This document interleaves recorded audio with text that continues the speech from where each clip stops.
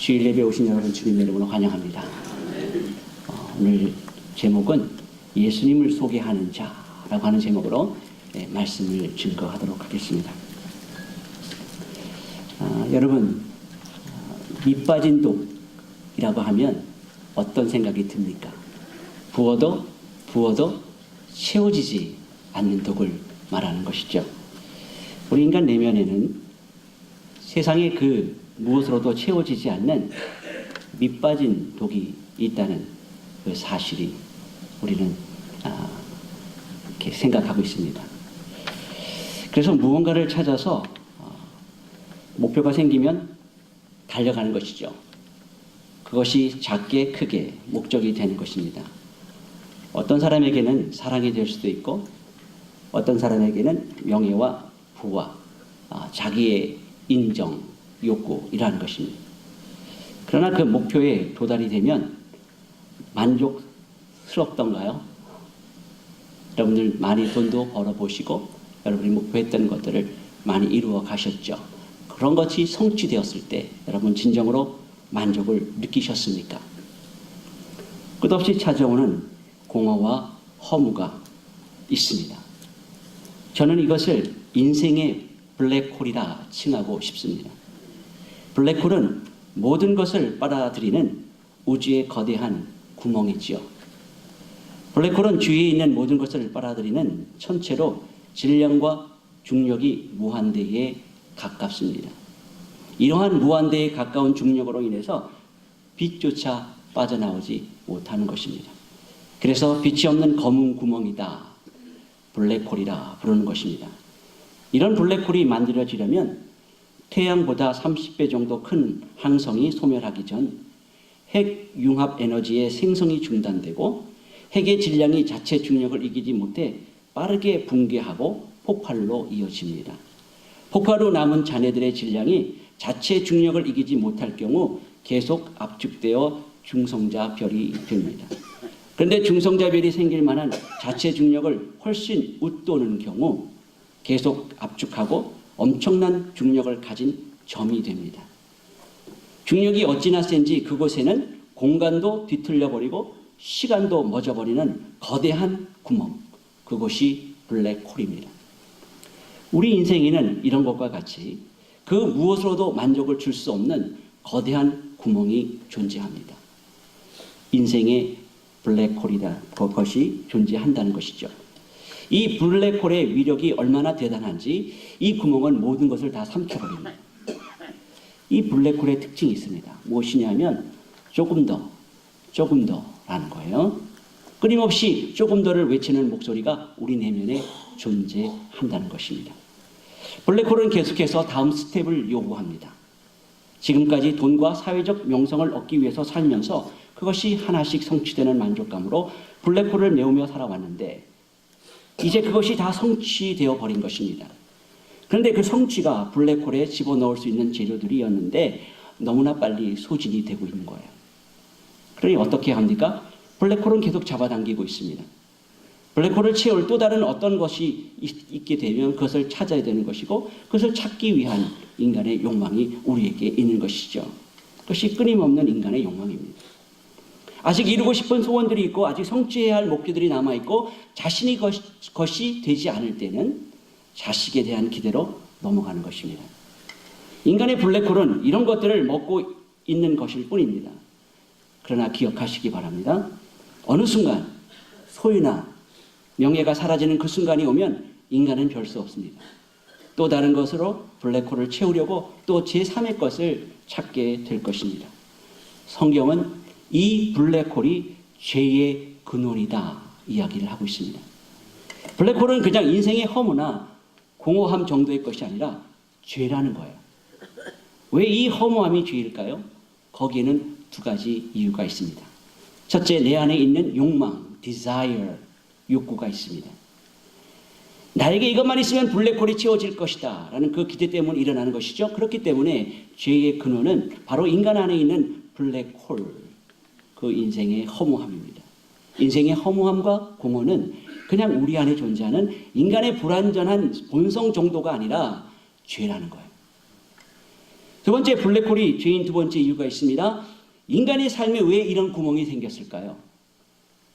구멍이 생기게 되는 이유가 있다는 거예요. 이 구멍이 모든 죄의 근원이라고 하는데 이 죄는 어디서부터 온 것입니까? 성경에 그 답이 있어요. 창세기 3장 22절에서 24절의 말씀을 보면은요.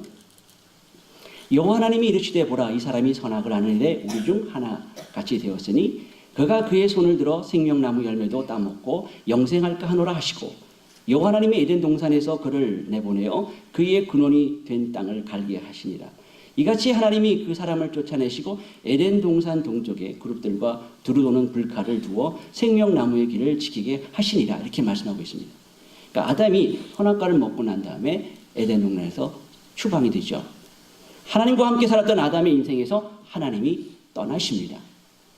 하나님이 아담을 떠나는 것이 아니라 사실 아담이 하나님을 떠난 것이죠. 인간 마음의 블랙홀은 하나님이 떠나 버린 자리입니다. 블랙홀이 생긴 이유는 인간이 하나님을 떠났기 때문이라는 거예요. 우리 마음속에 하나님이 계셔야 할 자리가 있다는 거예요. 그런데 하나님이 계셔야 할 그곳에 더 이상 하나님이 계시지 않습니다. 그래서 우리 인생에 큰 구멍이 생긴 거예요. 하나님이 있어야 할 그 자리에 인생에게 주어진 허물을 채우려고 평생을 노력합니다. 부를 축적하고 명예와 인기를 위해서 살고 채워지지 않는 것을 메우려고 사랑을 찾기도 합니다. 그러나 불행한 것은 블랙홀이에요. 왜 그렇습니까? 하나님의 떠난 자리이기 때문에 그런 거예요. 하나님이 떠난 자리이기 때문에 이 진공은 무엇으로도 막을 수가 없다는 것입니다. 막을 수 있다면 그것은 적어도 하나님보다 더 큰 것이어야 되는 것이죠. 그러나 그것이 가능합니까? 우리 안에 있는 블랙홀인 이 죄의 근원은 하나님과 교제하도록 창조되어진 인간이 하나님을 떠남으로 시작이 되는 거예요. 인간의 허무함은 하나님과의 단절된 관계가 회복되어지기 전에는 결코 해결이 될 수 없다는 사실을 우리는 알고 있어요. 블랙홀은 하나님께서 여러분 마음 가운데 자정하시기 전에는 결코 채워지지 않는다는 것입니다. 이 일은 인간으로서는 도저히 불가능한 일인 것이죠. 그래서 하나님은 이 일을 위해서 예수님을 이 땅에 보내신 거예요. 예수님께서 인간의 근원인 허무, 즉 죄 때문에 인간 세상에 오신 것입니다. 우리를 보시고 민망히 여기시니 이는 저희가 목자 없는 양과 같이 고생하며 유리함이니라. 인간의 근원적인 문제를 알고 인간의 몸으로 인생을 찾아오신 것입니다. 이것이 복음이에요. 눈을 여시기 바랍니다. 세상은 이렇게 이야기합니다. 요한복음 1장 9절에 참빛 곧 세상에 와서 각 사람에게 비추는 빛이 있었나니 블랙홀의 어두움을 빛으로 가득 채울 참빛 예수 그리스도가 이 세상에 오셨습니다. 우리의 인생의 암흑, 블랙홀을 그분의 충만하심으로 채우신다는 거예요. 인생은 빛이 있는 곳에 살지만은 우리를 어둠이다라고 성경에서 이렇게 단언하고 계십니다. 어둠의 빛을 비추기 위해 오신 분이 예수님이시죠. 그러니까 블랙홀을 채울 수 있는 유일한 충만함이 예수 그리스도뿐이라는 거예요. 왜냐하면 그분은 하나님이시기 때문에요. 이것이 복음의 핵심이라는 거예요. 요한은 본문 4절과 5절에서 태초부터 계셨던 말씀이시며 하나님이신 예수 그리스도가 바로 사람들의 빛이라 라고 언급한 후에 그 빛을 증거하러 온 어떤 사람을 소개하고 있습니다. 그 사람이 오늘 본문에 나오는 세례 요한입니다. 요한은 세례 요한이 하나님으로부터 보내심을 받은 사람이다 라고 말하고 있어요. 하나님으로부터 보내심을 받았다라고 하는 말은 아주 중요한 메시지가 우리에게 담겨져 있는 거예요. 그것은 하나님께서 인생에 깊이 개입하고 계신다는 것이죠. 하나님께서 누구를 보내셨다라고 하는 것은 어떤 목적을 가지고 보내셨다라고 하는 것을 말하는 거예요. 참으로 놀라운 일 아닙니까? 어둠 가운데 있는 인간을 택하셔서 하나님의 사람, 하나님이 사용하는 목적이 된 것입니다. 다시 말해서 하나님께서 어떤 계획과 목적을 가지시고 세상 사람들이 알지 못하는 일을 지금 하나님께서 열심히 하고 계시다는 증거예요. 그러니까 지금도 이렇게 하나님은 이 역사를 운행해 가고 있는 거예요. 본문 6절서부터 요한에 대한 증거가 있습니다. 본문의 요한은 주님의 12제자 중 요한복음을 기록한 사도 요한이 아니라 예수님 당시 요단강에서 세례를 베풀었던 세례 요한을 일컫는 것이죠. 자, 그런데 우리가 여기서 눈여겨보아야 할 것이 있습니다. 그러니까 지금 계속 암송하고 있죠. 요한복음 1장 1절부터 이렇게 보게 되면 성육신 하신 예수님을 말씀으로 생명으로 빛으로 소개하고 있어요. 그런데 갑자기 6절에 보니까 세례 요한에 대한 소개가 끼어 있습니다. 6절과 8절의 그 말씀을 문맥상으로 보면은요, 굳이 이 말씀을 세례 요한을 소개하는 구절로 이렇게 넣을 필요가 없을 것 같은데, 세례 요한의 소개는 오히려 18절과 19절 사이에 들어가면 더 문맥상으로 보기도 좋고, 그리고 5절 후에 바로 9절로 넘어간다면 문맥상 잘 연결이 될 텐데, 예수님을 소개하고 있는 부분에 뜬금없이 세례 요한이 소개가 되고 있습니다. 왜 그렇게 소개가 되고 있는 것일까요? 그만큼 세례 요한이 중요한 일을 하고 있는 사람이라는 거예요. 세례 요한이 어떤 인물이었습니까? 첫 번째로 세례 요한은 이 땅에 오신 예수 그리스도의 길을 평탄케 예비하는 사람이었어요. 세례 요한의 임무가 바로 평탄화 작업입니다. 누가복음 3장 4절에서 6절의 말씀을 보시면 요한이 요단강 부근 각처에 와서 죄 사함을 받게 하는 회개의 세례를 전파하니 선지자 이사야의 책에 쓴 바 광야에서 외치는 자의 소리가 있어 이르되 너희는 주의 길을 준비하라 그의 오실 길을 곧게 하라 모든 골짜기가 메워지고 모든 산과 작은 산이 낮아지고 굽은 것이 곧아지고 험한 길이 평탄하여질 것이요 모든 육체가 하나님의 구원하심을 보리라 함과 같으니라. 이렇게 말씀하고 있어요. 세례 요한이 광야에서 전파합니다. 어디에서요? 광야에서. 요한을 세례 요한이라고 하는 이유는 요한이 요단강에서 물로 세례를 주면서 그의 사역을 말하고 있기 때문에 그런 거예요. 그리고 증거하는 자리가 어디입니까? 광야예요. 세례 요한은 레위 지파 제사장 가문에서 태어난 사람이죠. 요한의 아버지가 누구예요? 제사장 사가랴입니다.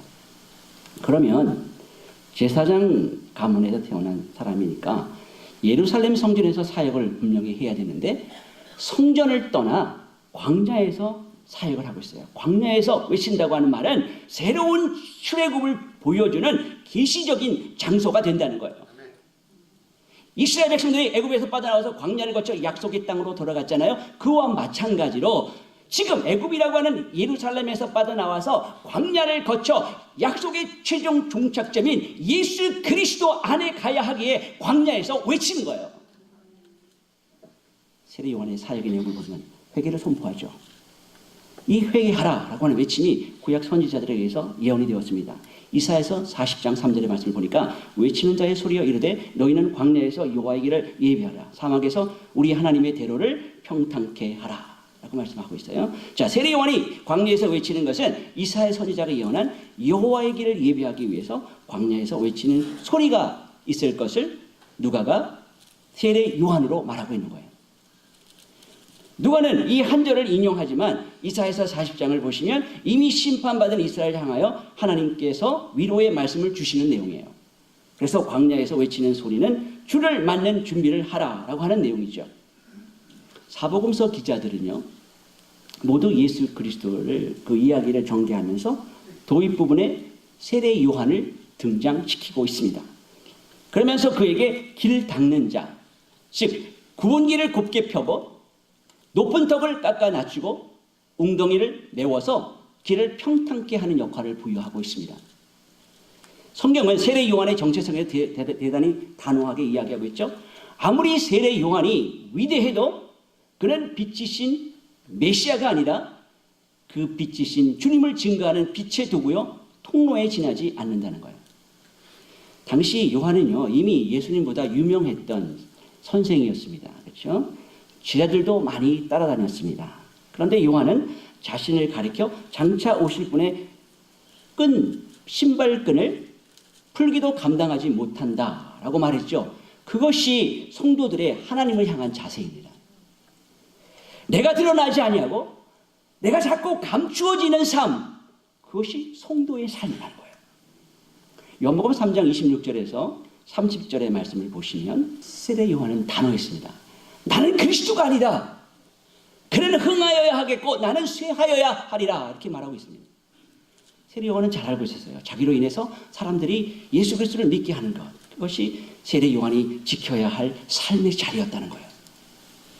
오늘 본문 6절에서 7절의 말씀을 보니까 하나님께로부터 보내심을 받은 사람이 있으니 그의 이름은 요한이라. 그가 증거하러 왔으니 곧 빛에 대하여 증거하여 하고 모든 사람이 자기로 말미암아 믿게 하려 함이라. 이렇게 말하고 있습니다.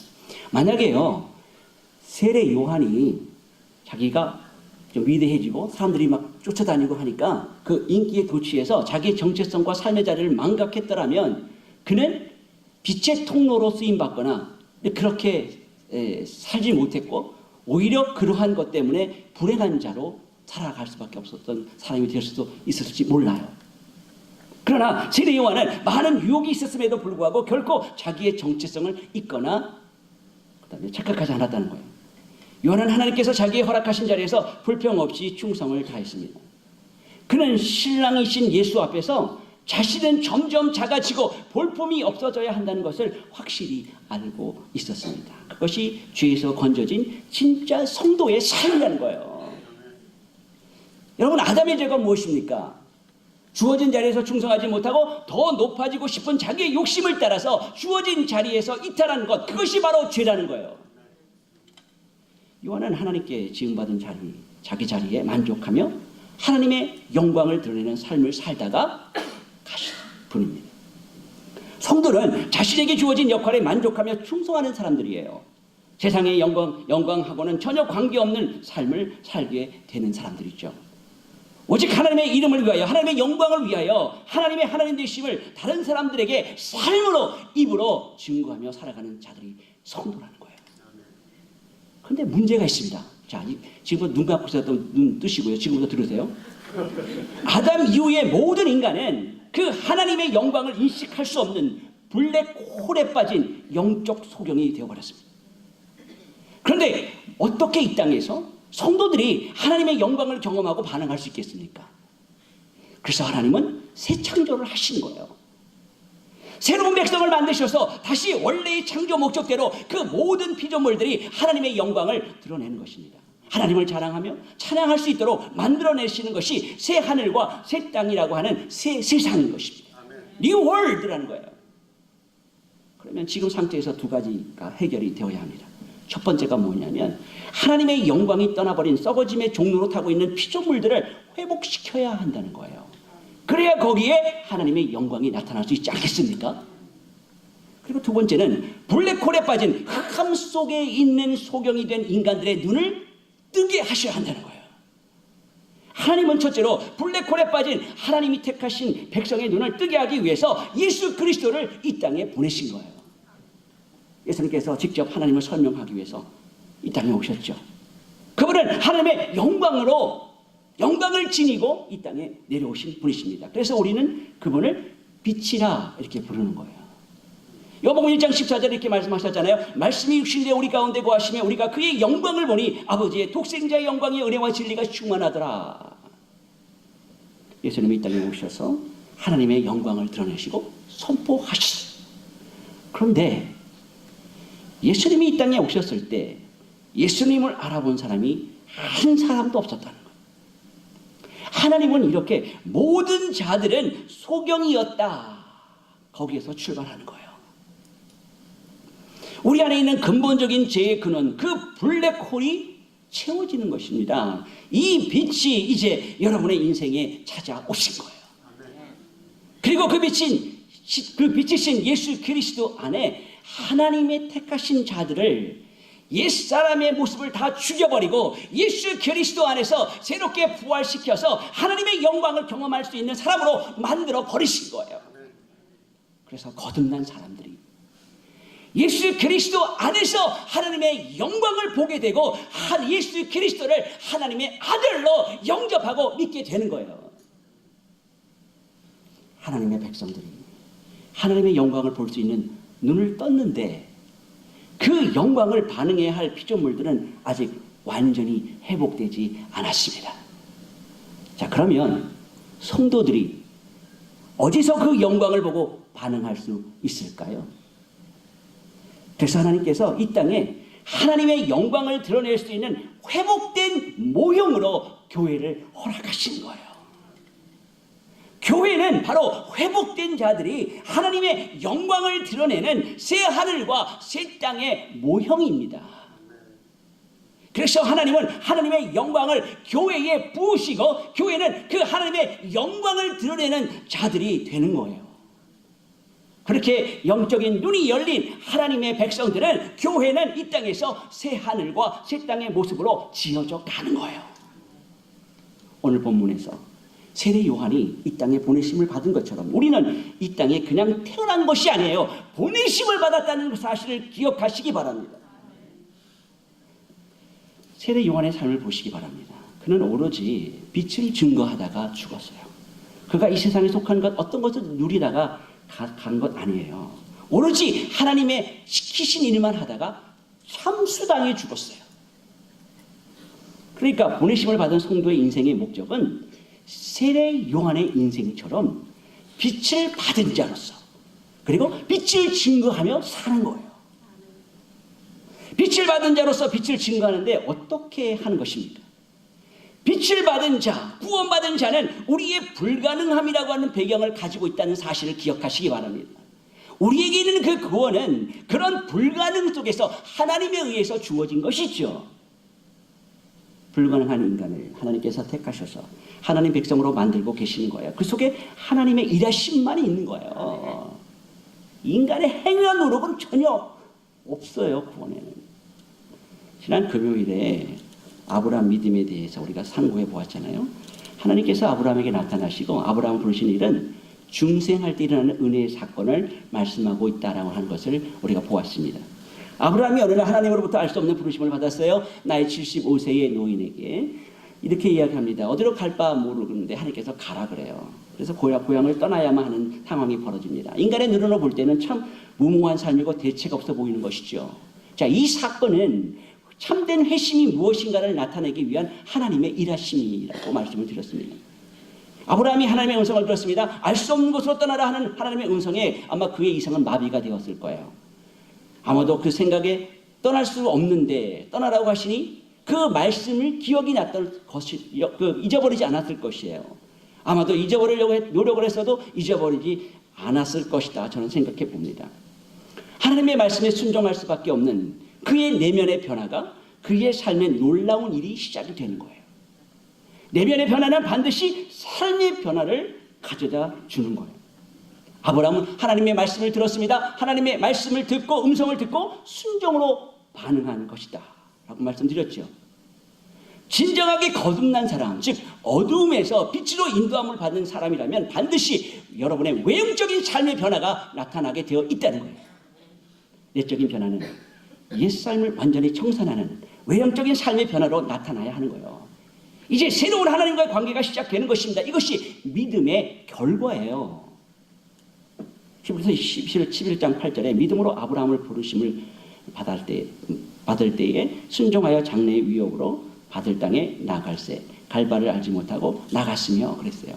아브라함은 순종하여 나갔다 그래요. 순종은요, 내면에 동의가 있어야 되겠죠. 그 동의가 있었던 아브라함이 어떻게 합니까? 나갔다는 거예요. 그것이 순종이라는 거예요.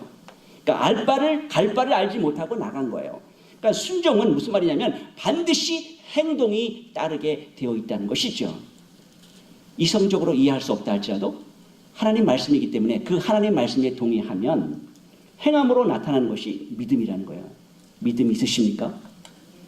이쪽밖에 대답을 안 하네. 자신을 부인하고 모든 것을 포기하고 그의 부르심과 명령과 약속에 의존해서 행하는 거예요. 이 모든 것은 살아계신 하나님을 믿는 믿음 때문에 가능한 것이죠. 아브라함을 부르시고 그에게 행한 믿음을 주신 것은 하나님의 일이지만 또한 이 믿음의 순종에서 갈 바를 알지 못하고 나간 것은 아브라함의 일이다라고 하는 것을 잊지 말라고 말씀을 지난 시간에 드렸어요. 하나님의 말씀이 던져질 때 하나님의 백성의 삶에는 반드시 행함으로 나타나야 한다는 것. 이것이 믿음의 반응이에요. 예수님께서 성도들에게 너희가 땅 끝까지 이르러 내 증인이 되리라 라고 하는 그런 말씀을 하셨기 때문에 성도들은 어떻게 해야 돼요? 세례 요한처럼 증인의 삶을 살다가 가면 되는 거예요. 우리가 그 삶을 위해서 이 땅에 보내심을 받은 자들이에요. 그렇다면 우리에게 주어진 것이 무엇 때문에 주어진 것이다 라는 것이 결론이 나죠. 여러분들은 그 결론을 가지고 있습니다. 물질과 시간과 힘과 수고와 질병과 행복과 기쁨과 슬픔, 우리에게 주어지는 그 모든 것들은 전부 세상에 빛을 비추라고 우리에게 주신 것이라는 사실을 기억하시기 바랍니다. 우리에게 주어진 모든 것들은 하나님을 증거하는 도구로 주어지는 것들이라는 거예요.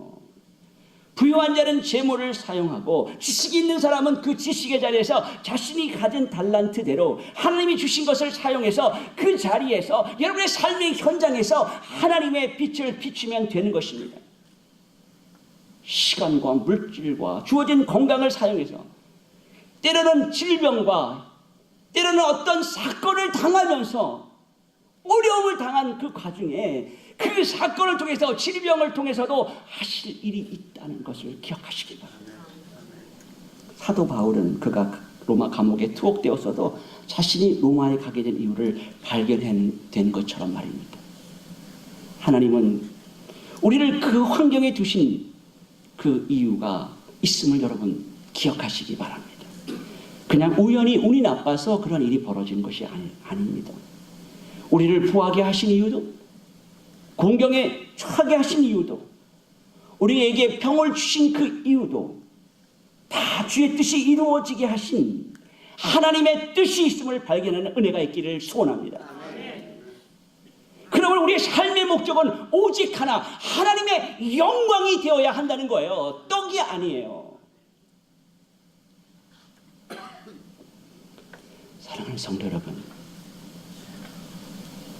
우리의 삶의 의미가 무엇입니까?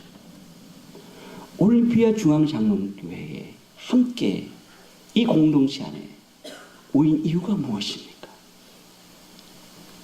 우리의 삶의 목적, 다시 말해서 우리가 존재하는 이유는 빛 대신 예수 그리스도를 증거하는 거예요.